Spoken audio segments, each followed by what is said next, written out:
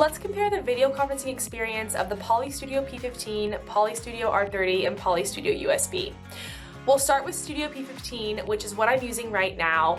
This device is really best for personal use cases like a home office or a focus room because of its narrow field of view, which you can see here. I have this device zoomed all the way out with no framing on, and it does a great job of capturing just me and not too much of my surroundings.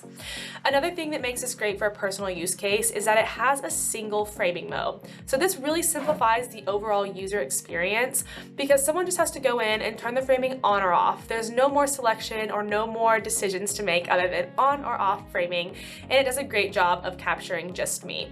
Lastly, this camera is really tuned for home office environments similar to this, where you might have a lot of bright natural lighting, maybe not great or really dark lighting, or a lot of backlighting. Now you're seeing video and hearing audio from the Poly Studio R30, which is our USB video bar that's really designed for small group settings. And that's because it's got this nice wide 120-degree field of view, which you can see the value of in a group setting to make sure that everyone is captured.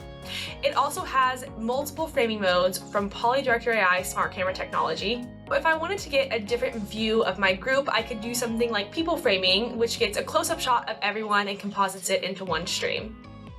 Or if you wanted to see one person up close, you could switch to speaker framing, which focuses in on just the active speaker and switches to someone new when they start speaking. It's so important to have the flexibility of multiple different framing modes so that you can really address and enhance productivity in every single type of meeting that you have. Now we've switched to Poly Studio USB and moved into a medium-sized room.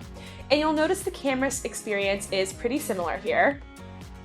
And it also has the full suite of Poly Director AI framing modes. The audio experience is the real differentiator here when it comes to Poly Studio USB in medium rooms. So you have the option to add an expansion mic, which is what we're doing here, and this really enhances the audio experience, which is so important in those mid-size rooms.